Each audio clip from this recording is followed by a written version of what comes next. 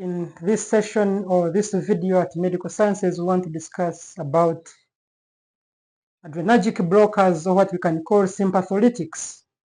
In the previous video, we have looked at the adrenergic agonist. Now we want to see if their reaction is overproduced.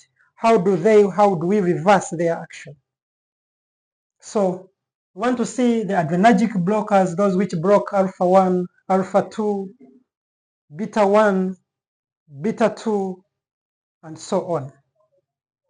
So as we begin, we want to begin with alpha 1 blockers, alpha selective blockers. We shall see non-selective alpha blockers. We shall see selective alpha 1 and alpha 2. So non-selective, among the non-selective alpha blockers, we are going to see phentoramine. Phentoramine is one of them.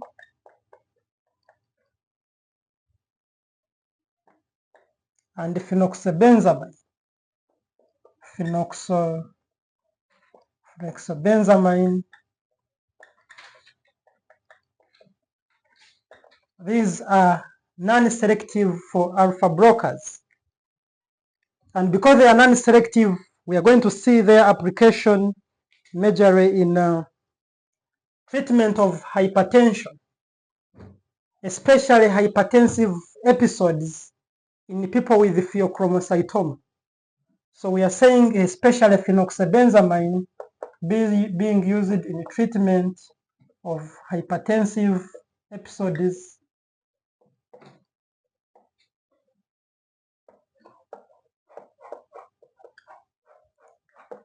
in people with pheochromocytoma. Pheochromocytoma. This pheochromocytoma is due to excessive production of epinephrine and norepinephrine, whereby it is a tumor within the adrenal medulla that excessively produces epinephrine and norepinephrine. So once someone has the tumor producing these neurotransmitters, we are going to see we can apply phenoxybenzamine to treat these hypertensive episodes, or even during surgery. That whenever you touch this tumor, it overproduces, leading to what we call hypertensive crisis, which can be treated with phenoxybenzamine. Whereas the phentoramine, for it we can use it in also hypertensive crisis. This one can be used also in treatment of hypertensive crisis.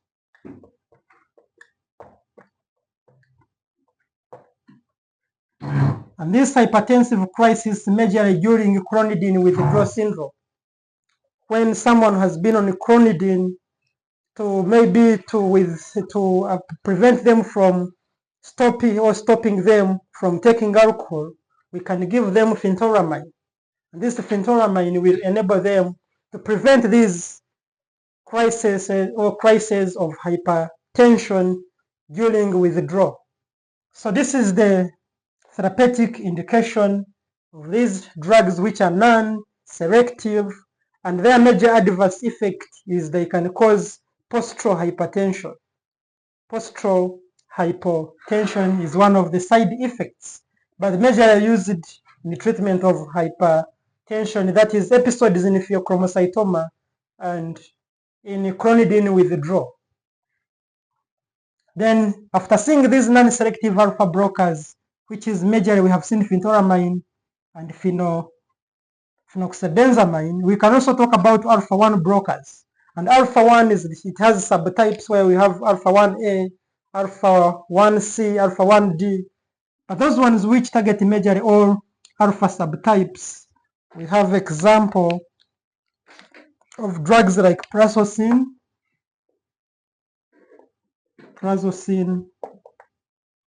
We have drugs like tirazosin. Then the third one is arfuzocin. And all these ones, they are indicated first of all in treatment of hypertension, treatment of hypertension, we can apply them. Why? Because these ones are acting on the alpha-1 receptors within the blood vessels. And we know that alpha-1 reactions are for causing vasoconstriction. So when we give alpha-1 blockers, they will cause vasodilation, hence cause relieving hypertension. We can also use them in treatment of benign prostatic hyperplasia, what we call BPH, benign prostatic hyperplasia, that is enlargement of the prostate in male, whereby we can use prazosin. So whenever we have someone who has benign prostatic hyperplasia together with hypertension, the best drug to give is prazosin or telazocin, because it can treat both hypertension and benign prostatic hyperplasia.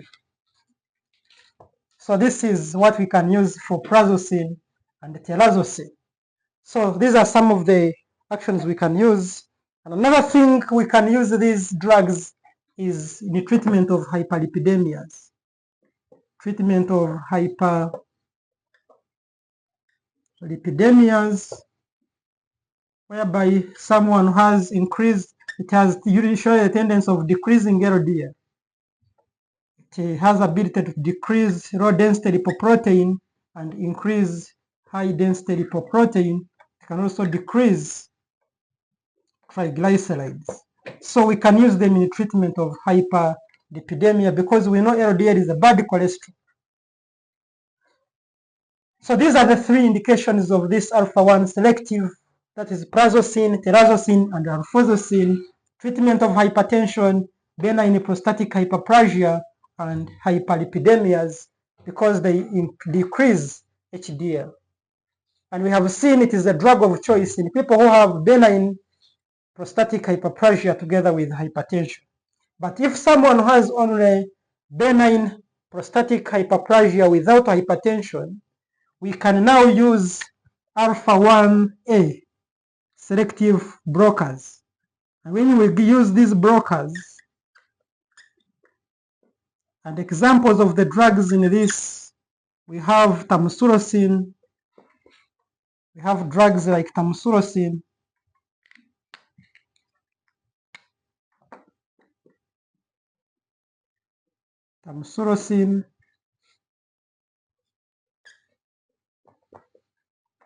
and another drug which we call silodosin.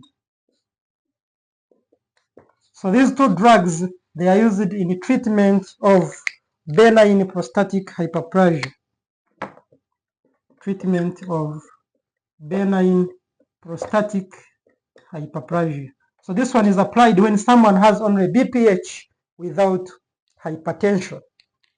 So because why are we using them? So because we find alpha-1A within the prostate of the male. So within the prostate, so these ones, they have ability to go and cause vasodilatation of the smooth muscles within the prostate, hence bringing about what we call atrophy of this prostate. And another, after finishing the alpha-1 selective blockers, we can now see also on alpha-2 selective blockers, and here the known drug is yohimbine, which is got from a Chinese plant known as yohimbe.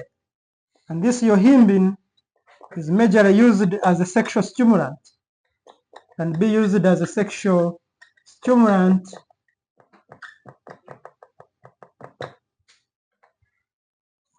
So this one increases sexual drive in males. So we can always use yohimbine, but though it is less used in this because it has not shown to be very effective. But we can always apply it as a sexual stimulant, and it is alpha-2 selective. Remember, alpha-2, it is inhibitory. So when we give yohimbine, it is able to block the alpha-2 receptors, so we can release enough norepinephrine. So these are the ones we can discuss under alpha, where we have seen the non-selective, the selective one, which we have seen prazosin, telazocin. Then we have seen those ones for specific for prostate, that is tamsulosin and silodosin. Then we have ended up with the alpha-2 selective. Now we can move on with the beta blockers. And under beta blockers, we want to begin with non-selective beta blockers, whereby we have all of them end with rho.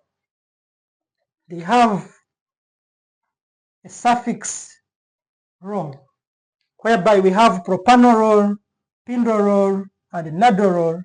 And this propanolol and all of these ones are used in treatment of hypertension,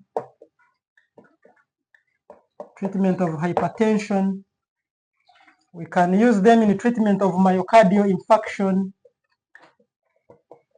that is heart attack, myocardial infarction. We can use them in treatment of hyperthyroidism.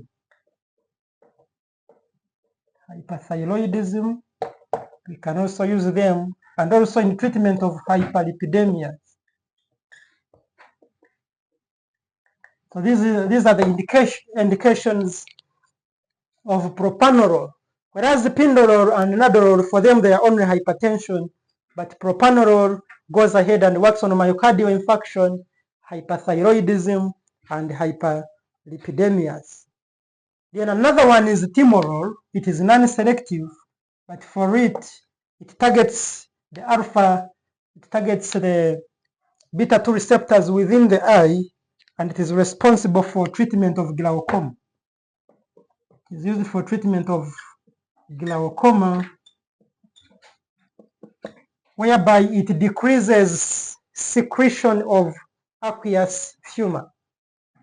And when aqueous humor is decreased, it means we decrease the intraocular pressure. So we can use timolol, is being used to treat glaucoma by inhibiting the secretion of aqueous humor. So after looking at non-selective, now we can end with cardioselective, or what we call beta-1 blockers, because we know beta-1 is majorly exclusively found within the cardiac muscles and to the lesser extent within the juxtaglomerular apparatus. And its role, it plays an inhibitory role, whereby when it plays a stimulatory role, whereby it increases contractility of cardiac muscles, leading to increase in heart rate. So whenever we give a beta-1 blocker, meaning we are controlling increased contractility and heart rate, hence decreasing blood pressure. So we can apply them in treatment of hypertension, majorly in treatment of hypertension. And always remember these drugs, we can use the mnemonic which says new beta blockers acting exclusively at myocardium. So this is the mnemonic we can use. Always remember these drugs which are cardioselective, and these are what known as second generation. These non-selective are known as first generation beta blockers. These are second generation. That's why we are calling them new beta blockers, acting exclusively at myocardium, whereby new is for nebivolol, beta is for betaxolol, then blockers is for bisoprolol, then that one we acting is for acetabolol, then we have exclusively, which is for esomorol, and then which is for atenolol, then myocardium, which is for metoprolol. So this is the mnemonic we can always use to remember these cardioselective or beta-1 blockers, whereby new beta blockers acting exclusively at myocardium. And we have seen these ones, all of them are applied in treatment of hypertension.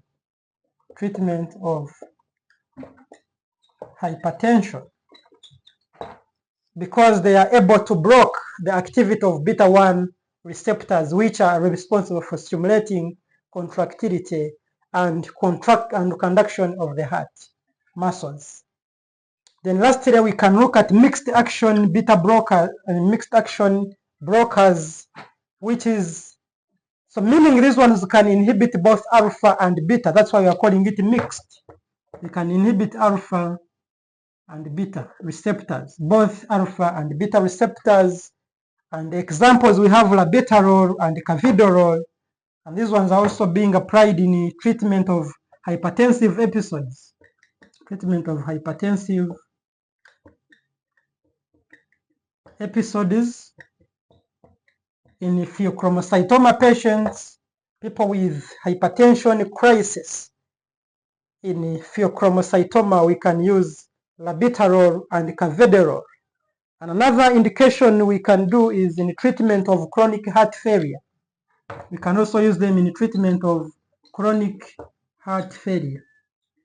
So these are the two indications of mixed action blockers which target both alpha and beta, used in treatment of hypertensive episodes of crisis in pheochromocytoma patients. We said pheochromocytoma is a condition due to a tumor in the adrenal medulla producing excessive catecholamines. So we can use labetalol and carvedilol in treatment of hypertensive crisis and cardiac, or what we call chronic heart failure. So this is what we can discuss under sympatholytics, or what we can call adrenergic blockers or adrenergic antagonists, where we have seen those which are non-selective and those which are selective. Please don't forget those ones which are alpha-1 selective blockers used in treatment of both hypertension and benign prostatic hyperplasia like prazosin and telazocin. Then we have seen alpha-1A, which is found in the prostate like tamoxifen and silodosin for treatment of benign prostatic hyperplasia without hypertension. And all of them, their side effect, they can lead to postural hypotension. Then alpha-2, which is inhibitory, we have seen yohimbine, which is used for as a sexual stimulant. Then we have gone ahead to look at non-selective beta blockers. Propanolol, which is used in treatment of hypertension, myocardial infarction, hyperthyroidism, whereas pindolol and nadolol only hypertension. Then timolol for treating glaucoma by decreasing the secretion of aqueous humor, which decreases the intraocular pressure. Then we have seen cardioselective beta-1 blockers, which we have used the mnemonic new beta blockers acting exclusively at myocardium. And we have seen they are also applied in treatment of hypertension. Then the mixed action, labetalol and carvedilol, hypertensive crisis in pheochromocytoma patients, and chronic cardiac or heart failure. Thank you so much for choosing at Medical Sciences by Naftali Munoz. We are always humbled to have you choosing this as a learning center, and may the good Lord bless you.